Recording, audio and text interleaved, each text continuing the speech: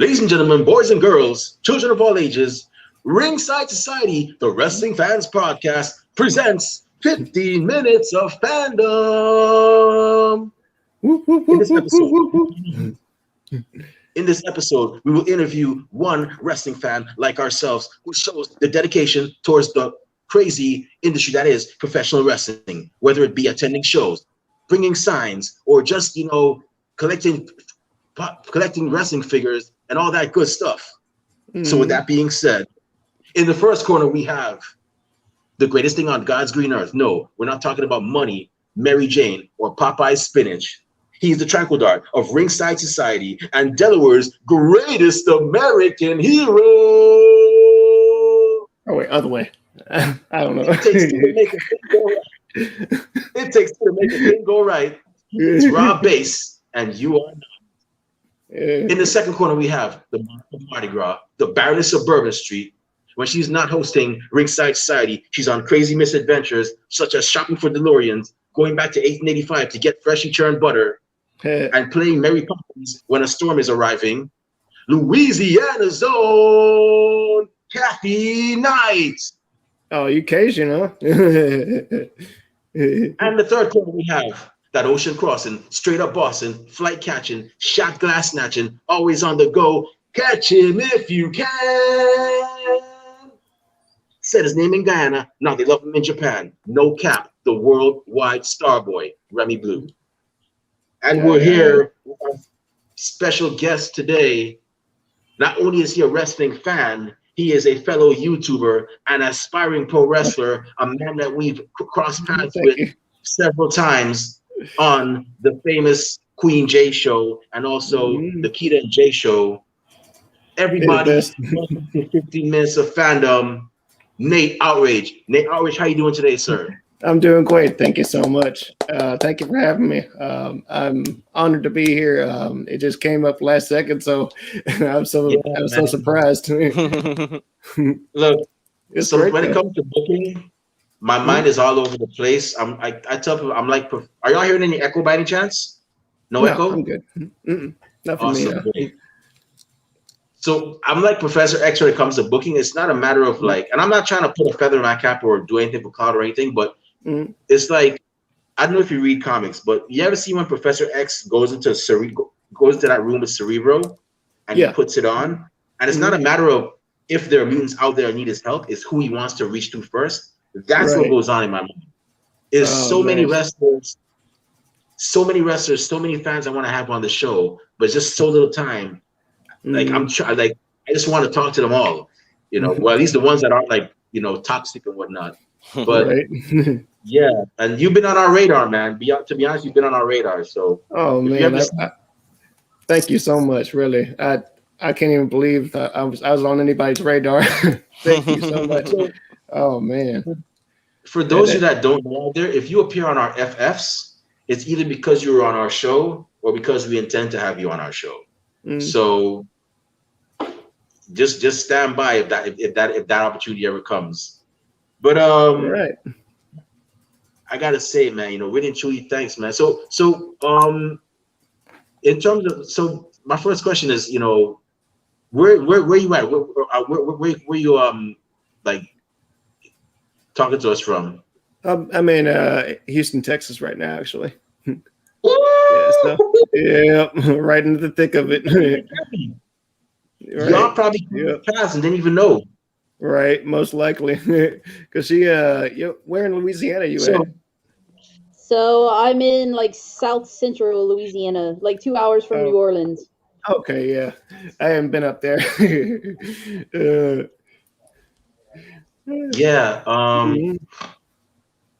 I've been to Houston only once, and I remember it was like for a day, and it was where the trolley is. Y'all have a trolley. I think I was in downtown Houston, and there's like a trolley that goes down. But I had some good food there, man. Like I had a good burrito, some good curry, and yes, man.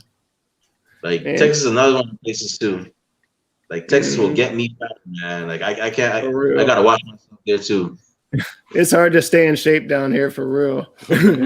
Like the Tex-Mex is like better than any kind of Mexican food I've ever like had anywhere else. Like I haven't really had it anywhere else, but I know it's not better than here because it's like right next to Mexico, so we get like all the best stuff.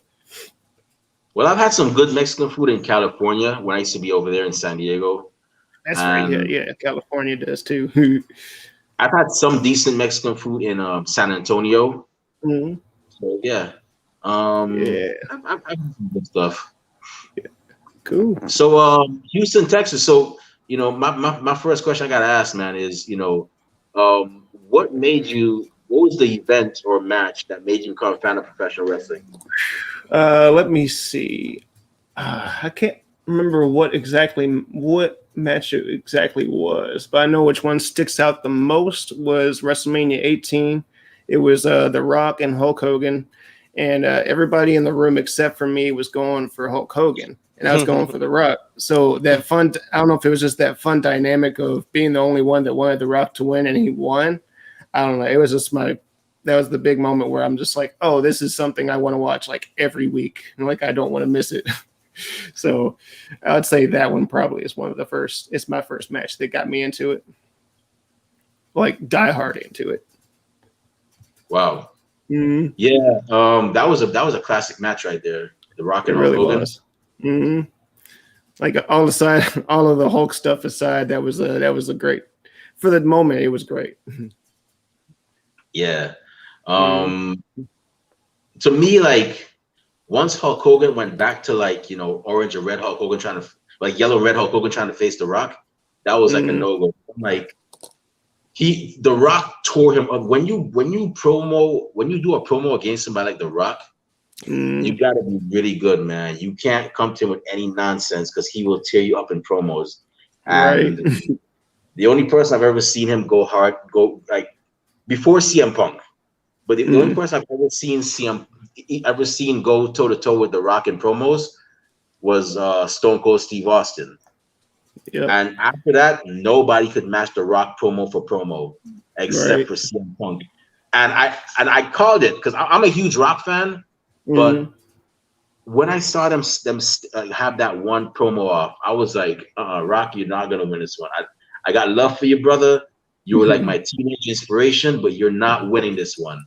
Right. And when they finally had the promo battle, Rock was like, "Look at you with your little looking like crack eye, the whatever with your little tattoos," and I'm like, "Okay, here's CM Punk was like, let me tell you something. Every time you come back, you can have your little catchphrases and have your little such and so's, but every time you come back, I'm gonna kick your ass because when it comes to me, your arms are just too short to box with God." And he looked at him with his eyes, and I was like yeah, I can't even explain like how great that is. Like I love seeing like a legend go there and like kind of be humbled in a way. Like they're great and everything, but like they get knocked down a pedestal a little bit, It's like a guy like CM Punk is like, oh, it was good. I loved it.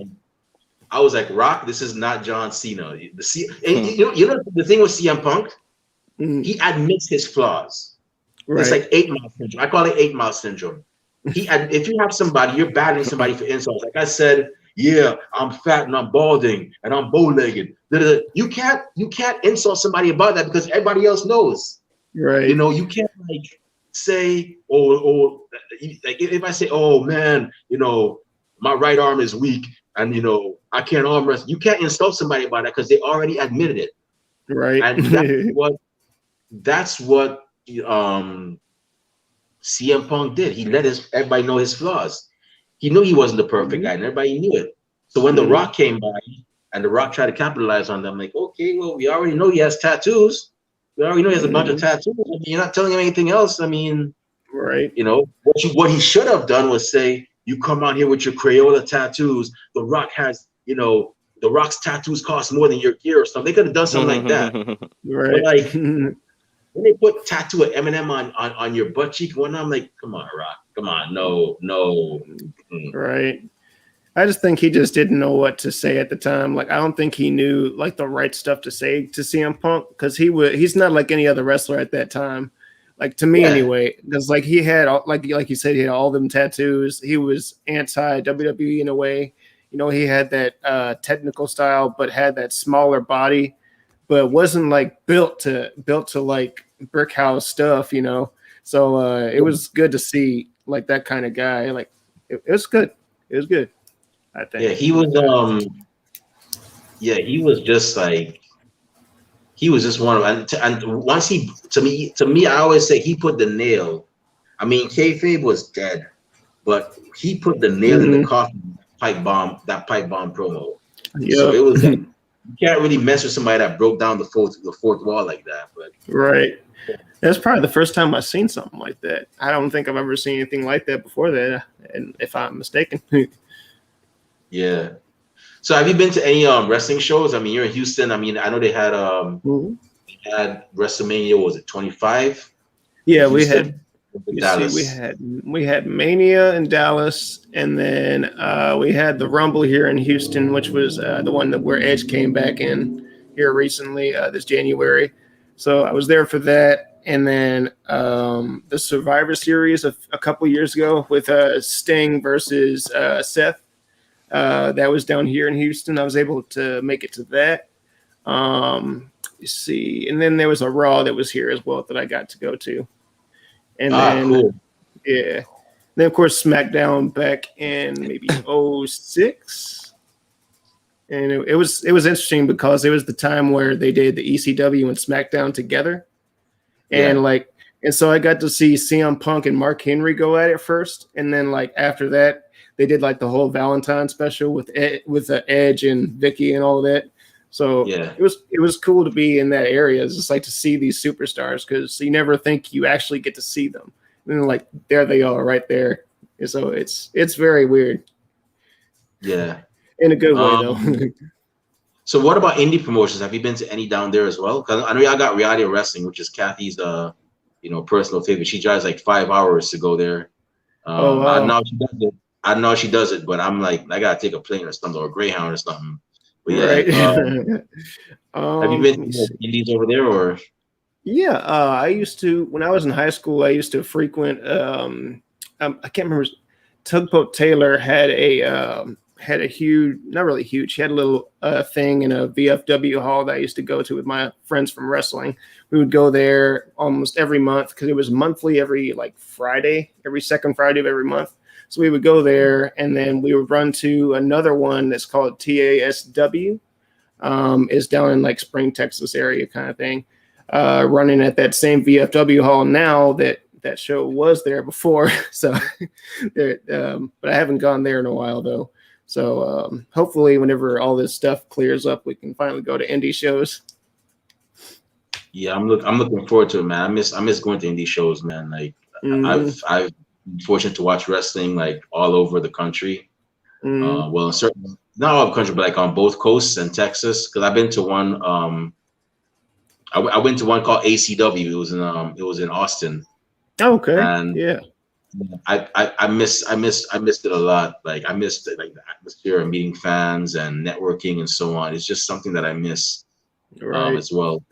So speaking of wrestling, you yourself, you're an aspiring wrestler, right? You're trying to get into the business as a wrestler. Yeah, it's always been a dream of mine. So I always say aspiring because I don't know if I'm ever going to be able to, but it's always a dream of mine. When I was a teenager, I was in wrestling to get ready for pro wrestling. So, but things get in the way and things like that, health stuff and this and that, and derail things, and then so that's why I say aspiring, because you never know if it's actually going to happen. So I put it out in words just to manifest it.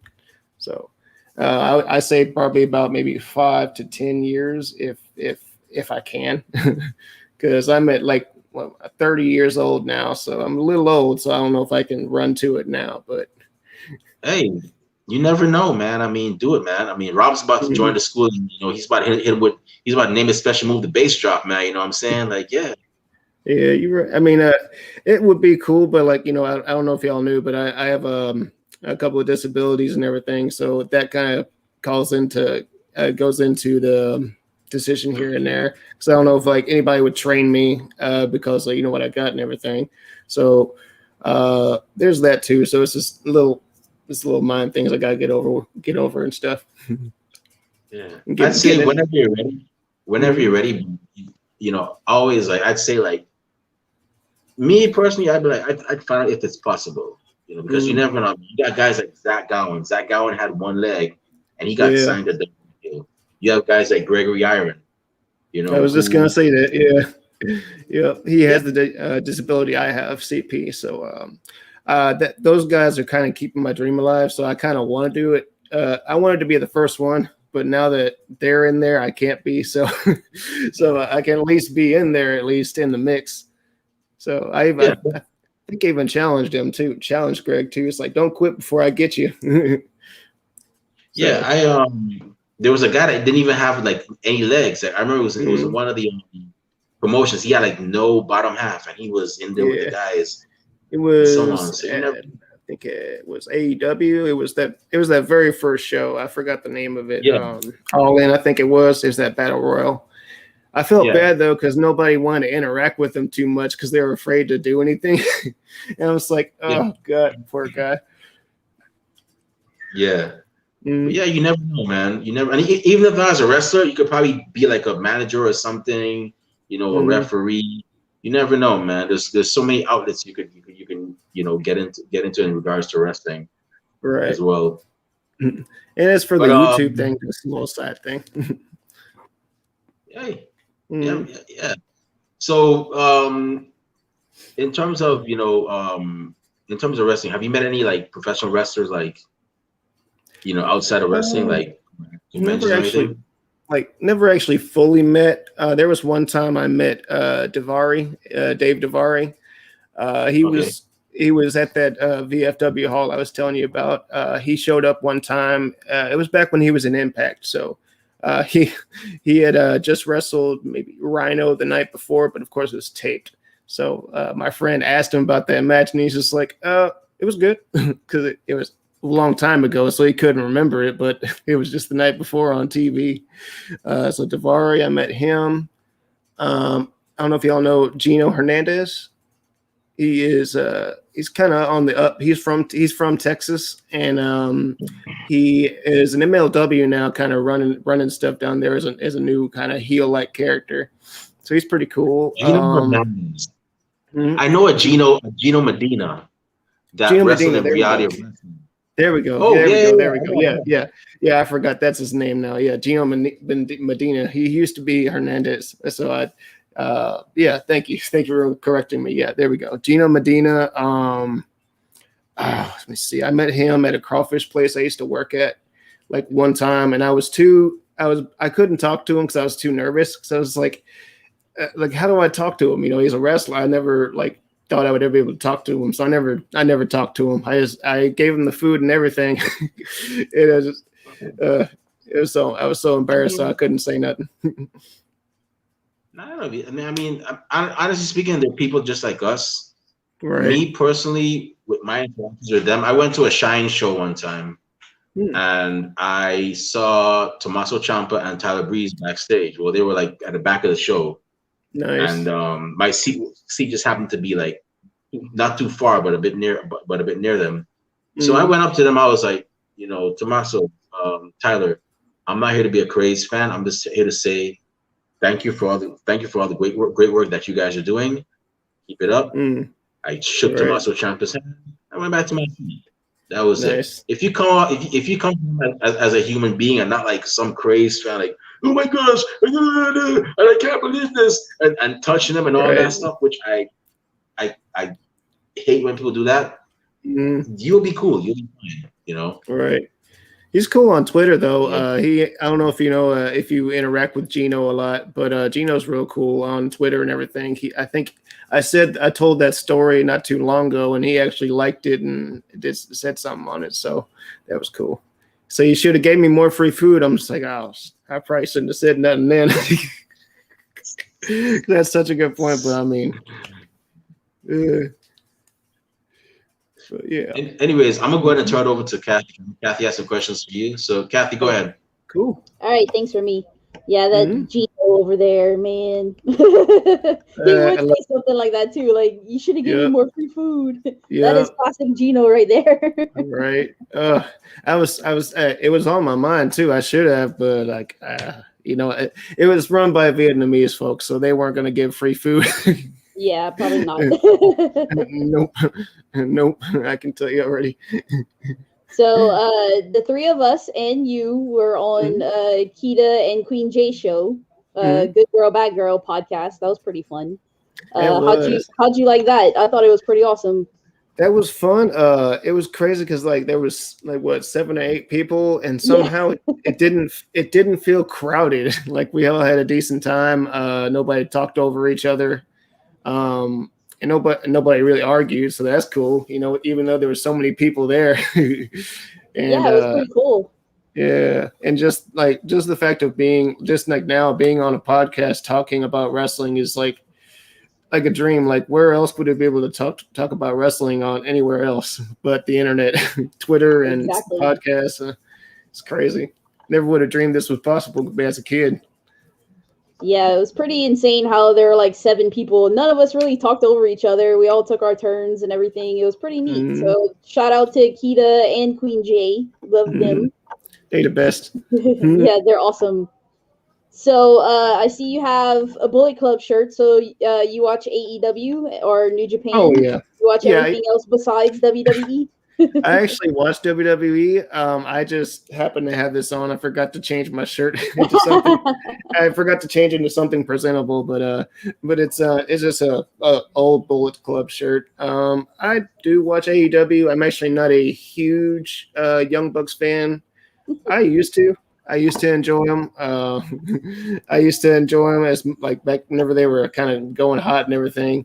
And just now it's kind of muddled. So I'm just waiting for them to kind of give me a reason to enjoy it. You know what I mean? Like care about it.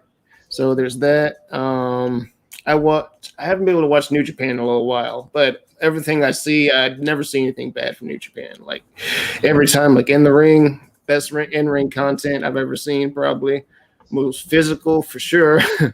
Let me see. What else do I watch? I try to watch whatever I can, really. I'm catching up on Impact today. Let me see. So I think that's about it. Yeah. I try to catch up on everything. Like MLW, I try to stay up on that. Any kind of wrestling on Twitter, I try to retweet and kind of look at the clips and everything. Follow and like all the wrestlers and stuff. To get them all the support I can. So I just do all that basically. Anything I can get my hands on, pretty much. Awesome. Yeah, like any support. I know a lot of people. Some people just watch WWE. Some people just watch AEW. Some people just watch everything. So it's really cool to hear people say they watch everything. So because it's like Remy used to say, like, you don't want to eat just one cereal like all the time. You want to eat a different cereal, like one day you eat like Cocoa Puffs, the next day you eat like Cookie Crisp, so you don't want stuff to be stale all the time. So you have like, and there's a lot of wrestling to enjoy. So if you don't like one thing, you are just like we do, we watch everything. So, to each their own. Yeah, tribalism is never a good thing to me. It's like you can have your side, but like don't be like killing folks over it. Like I've been seeing folks going back and forth, like WWE and AEW is like, oh, we're the best, they're the best. I'm like, no, you're not. Neither of you are the best. But I mean, like, there's no such thing as perfect wrestling, really. It's all subjective. Right. So just enjoy what you enjoy, and what you don't, you don't. You know what I mean? So like everybody's got their preferences. Like that soap opera stuff, I don't like it, but some people do. Some people do, so that's why they have it. For folks like that, but for folks like me, it's not really my cup of tea. Like the whole Mandy Rose and Otis thing, tuned out of that. I love Otis and Mandy is okay too, but no. I'm not gonna deal with you stole my girl type of stuff and like Yeah, wrestling's kind of subjective in that way because everybody, some people like some stuff, some people don't, but it's kind of, they try to cater to everybody. And it's so, like, I hate Twitter just for the fact that people are like, oh, AEW did this and WWE, like the diehard fans that are too open-minded about stuff. It's like, come on, Mhm. like they're not fighting with each other. They really just had Chris Jericho on, the Broken Skull sessions. It's like they're not really fighting, so why are you fighting about it? That kind of thing. So it's like it's petty. I hate to see it, but it happens. Right. It really is. Only thing I can really say is like I said earlier, just enjoy what you enjoy and don't demonize somebody else for enjoying what you don't enjoy. Like for instance, there's like all these Roman haters, not as much these days, but they're still like pretty loud about like they'll just say, "Oh, why don't he just die? Why didn't he just die?" And so it's like you don't go after the human like that. It's like let the man. Like, damn, he's just doing a job, dude. Right. So, man, and I just get annoyed whenever people just go after people like that just cause never good reasons. Never good reasons, I can say. Those people take it too far. Like they can't distinguish reality from wrestling. It's like they're not their character all the time. Like they have a family. Like don't tell them to die just because you don't like their character. It's like, come on now. Like people are very immature sometimes. They need to be more mature and grow up a little bit. Right. But you shouldn't say stuff like that. Yeah. So you have a YouTube channel. What do you have on your YouTube channel? For now, it's mostly just gaming stuff. So right now I'm finishing up Luigi's Mansion 3, so that's cool. Okay. I just do a little gaming stuff, and eventually I'm going to try to branch out into wrestling. Hopefully that works out. But for now, I'm just doing games, so that's cool. Other than that, I used to do little workout videos for other folks that have CP, but I've been lacking on that recently. I've been lacking on them because it's pandemic, so why should I do anything right now? Well, you could start up again. People are in a pandemic, like you said. They have more time, so maybe they'll see your videos and be inspired. So maybe you should stick to it and start that up again. You're probably right. I just need to get off my butt. Hey, give people a little bit of hope during this time. Right. People need that right now. Mm-hmm. So my last question before I turn it over to Rob: who are your favorites? Who are your wrestling favorites? Oh man, it's so hard to say like exactly my favorites. I guess I'm like one of them indecisive folks, but one person I will never hate is Samoa Joe. Samoa Joe is like my favorite of all time. Like he's top tier, and the fact that they let him go recently heated me to the top point.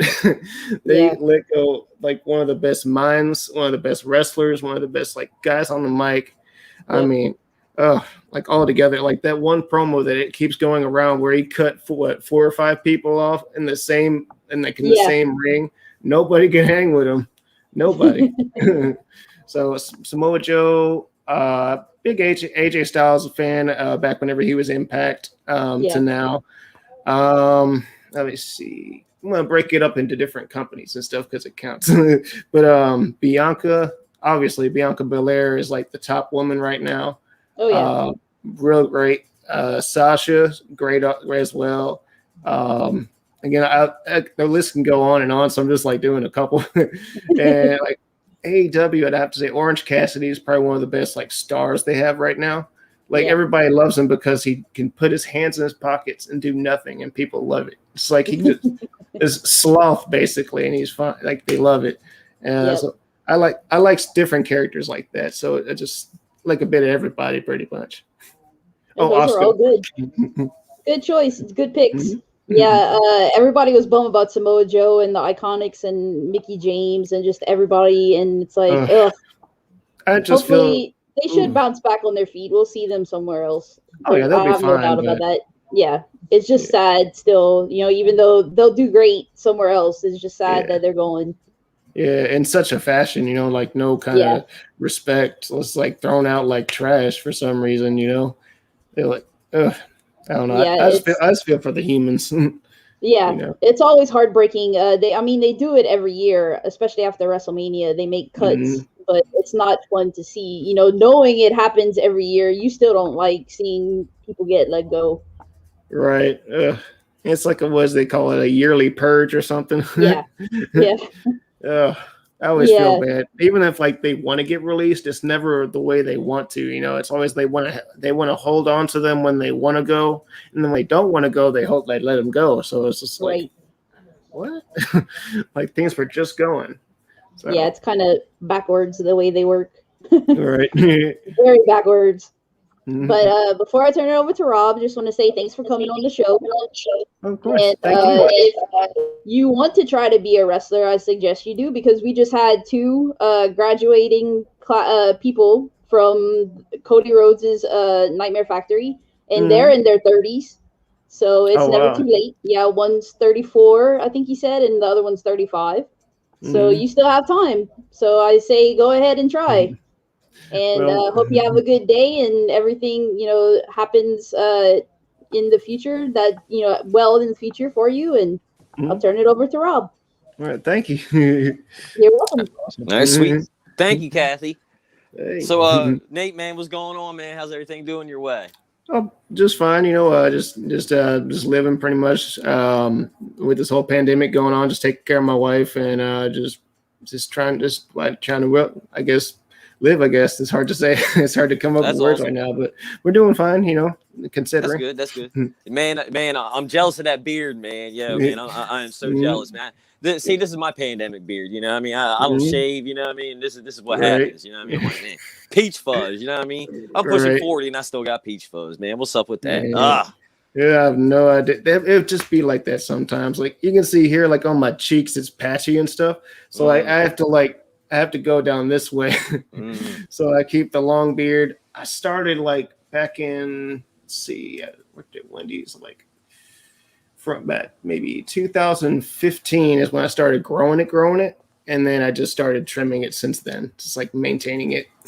So yeah, I'm never getting rid of it either. So even if I lose all this hair, like this is going to stay here forever. That's right. Yeah, man. See, that's why I think all my hair, is right here because my hair is so thick up here that my barber charges me double, to, cut my hair. It either did that or it moved down south to, below the waist and stuff where it's all hair is. Like, oh my gosh. God, yeah. Oh, man.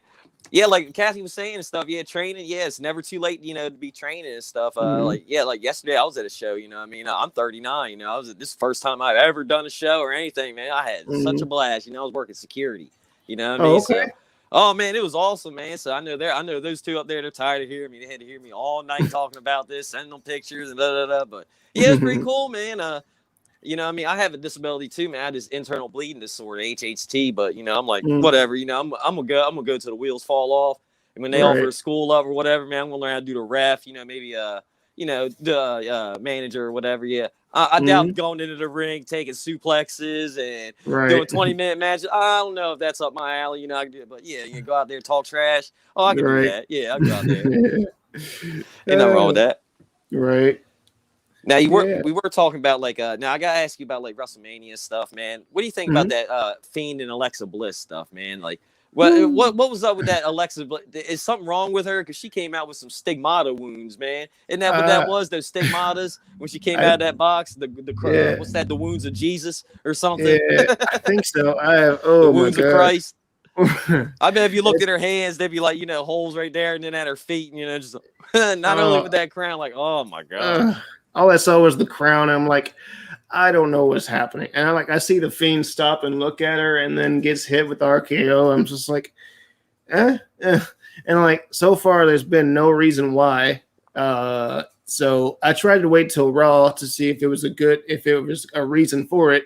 And there's not so far. So I don't know. I don't like it at all. It ruined my mood for the whole WrestleMania second night, really, until the main event. But other than that, like most of the matches after that was kind of sullied for me. I couldn't really enjoy them. Oh yeah, I agree with you on that one. Oh, excuse me a second. Oh, it's all good. Yeah, man. Yeah, I was like, yeah, because then they come out on Monday Night Raw right after, and I'm like, yeah, you're just like, swinging in the thing. Is it going to be like, Sister Abigail versus her little doll baby or whatever, I'm like, right. What's going on with that? Like I thought she was gonna be like possessed by like Sister Abigail or something, and maybe that's what it was, like a stronger spirit or something. So now she's in control. I don't know what it was, but it's not that. So I'm just like, I'm gonna let it roll and see what goes on because I don't really care for it anymore. Yeah, I do know Alexa Bliss. She should go to a doctor because man, she had some black stuff coming out there. Blood ain't black, you know what I mean? I think she has some sort of infection or something. She might have MRSA or something, you know. Yeah, I think she needs to go get checked stuff, out, bro. Yeah, it was that man. It was like, oh, okay, all right. I didn't. That didn't really freak me out too much. It's just the idea of the pentagram and all that stuff. I'm just like, I'm weird about that stuff. Like, I don't really like to like focus on the pentagram stuff. For other folks, cool, that's your thing. But for me, it just kind of weirds me out a little bit. I don't trust it. You know, I do like the whole, to make sure nothing happens to me. It's like I know I'm watching, but it's not me. It wasn't me. That's right, man. Hey, I don't do that demon stuff either, man. You're talking to somebody who's never looked in the mirror, said Bloody Mary, Beetlejuice, Candyman 3 times. Sometimes, like Alexa. I'm black. I wouldn't get into that stuff. Yeah, right. I'm good. Right. Miss me. That's right. I'll sit there, man. After some of that Alexa Bliss stuff, she's all looking crazy. I'll literally put salt over my doorstep, you know what I mean? Because like demons can't come in over salt, man. I learned that from Supernatural, man. So I'm good to go. What if that's a lie though? What if they can and it's pepper? Yeah. Oh, what salt attracts them more? You know what I mean? So they're all like coming right up there, and then here I am. I wake up in the middle of the night and like, they're over you. I myself in my bed. Oh, I seen a ghost story like that, man. The dude it was a guy or a gal, I can't remember. They were sleeping, and then all of a sudden they open up. You wake their eyes up, and you see their eyes open. And you turn right above them. They're like a nasty demon right there. Like, oh man, that's the sleep paralysis. Yeah, I seen that when I was a kid, and like to this day, I still think about that. I'll turn the lights off in my room and stuff, and I'm like, oh, please, if I open my eyes, please don't let there be some crazy, thing right there. It's like, oh, whew. All right, cool. Yeah. Because my dogs would do that. I'll be half asleep and they'll jump up on my bed or something. I'm like, oh, okay. It's just a hound. It's just a hound, man. All right. Right. Yeah. Now, I do want to, you were talking about The Rock in promos and stuff, man. Now, I don't know if you remember this promo, but Billy Gunn back in the day, they were going to give him a push or whatever after, New Age Outlaws and stuff. Yeah. I don't know if you felt about that promo, man. Like, he killed Mr. Ass on that one. Like, they didn't even give Billy Gunn a retort. He couldn't even retort on that one, man. They were just like, The Rock just come out there and was like, okay, killed his push. Yeah. I was wondering about that because when I was a kid, I never really got to see that promo, but I had the Rock 3-disc DVD thing. So on the extras, it showed a lot of his like famous promos, and it had that on there. So, and it had him just destroy Bill, like you said, destroying Mr. Ass out there. And I guess that's why we never saw him again. Because I was wondering why he never got a good little push or whatever. Because I mean, who doesn't love Mr. Ass? I'm an ass man. There you go. So that's right. So that's my dude there. But I guess he made it work for himself. I mean, he's doing fine now. So. There's another one with Jericho when The Rock was out there when Jericho made his debut. Because we were all, it was that, 2K, Y2K thing, man. I remember everybody, Grip the Country. Everybody was like, oh, it's going to be back in 1900. And I didn't know nothing about that. It was like Y2K. Who's this Y2J? All this stuff. The millennium is coming. All right. And then The Rock's cutting a promo. And in the middle of The Rock's promo, man, the millennium countdown happened. And, Jericho comes out there. I'm Jericho. And The Rock's just like, who in the blue hell do you think you are? You know what I mean? Just shut him down right there. The peak Rock. You know what I mean?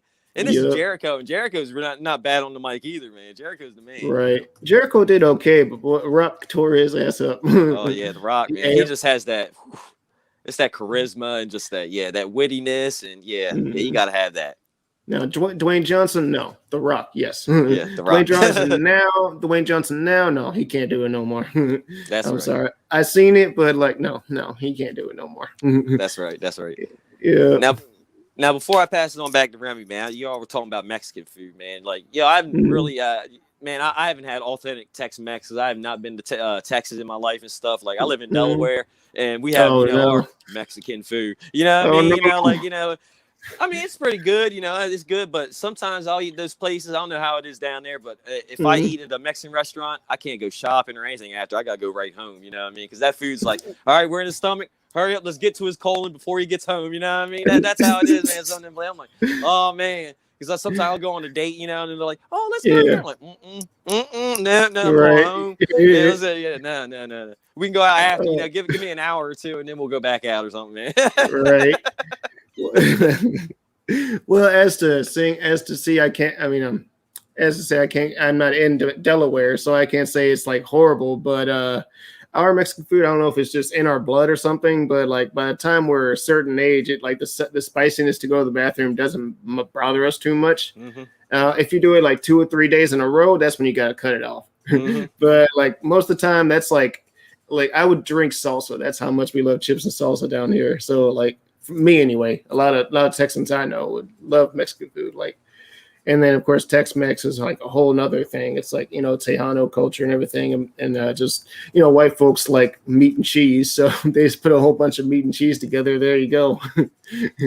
Yeah, I like the hot stuff and all, man, but I can't go with that hot sauce that's like where you pull it out. I'm used to hot sauce being like red, Texas Pete kind of stuff, or even green stuff, Man, sometimes people had that hot sauce. You put it out, it's black, and you can only use 1 drop or whatever, and it's I remember one time I bought some at this store, man. I was taking out with my friends, like, yo, you got to try this hot sauce. They take a dab, tear them up. And you're like, oh, man, what are you doing? I remember I brought it out at this barbecue, man. This guy grabs it, man. I'm like, yo, be careful. He's slathering on the chicken thing. I'm like, yeah, we're all like, don't do that. Yeah, I'm half Native American, man. I can handle this. Ain't nothing wrong, man. It's like, all right, do your thing, man. So we just sitting there just watching. He goes, yeah, oh man, we didn't see him for a while, man. I think it was coming at both ends, probably, man. That heat, man.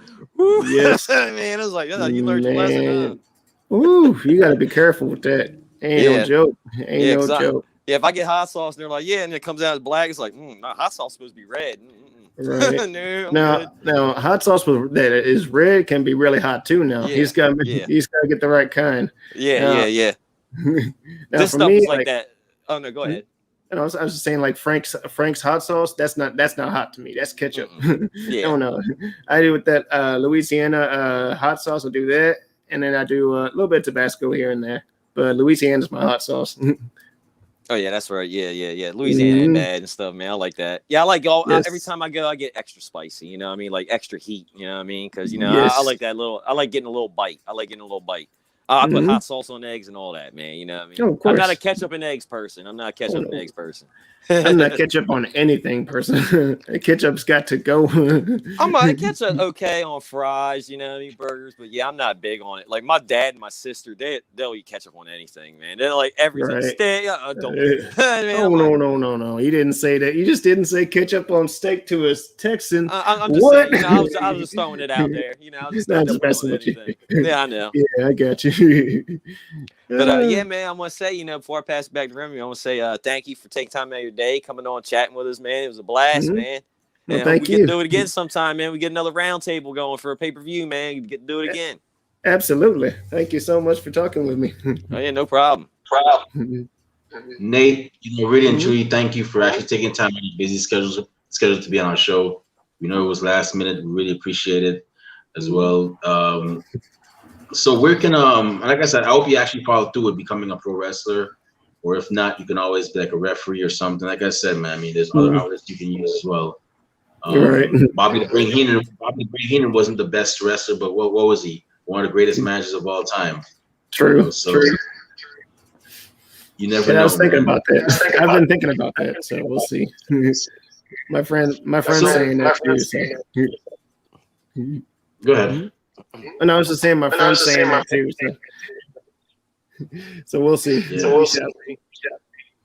So before we shut down the show, where can fellow fans find you on social media if they want to purchase merchandise? What am I saying? Where can fellow fans find you if they want to subscribe to your YouTube? I mean, you probably do have merchandise. You never know. Oh no, I don't. Merch is not limited to wrestlers, people. Podcasters have YouTubers have merchandise. Whenever you said merch, I'm like, oh no, I'm not that big at all. I got like 125 on subs, so it's like literally nothing. Yeah. So, but where can they find you on social media if they want to?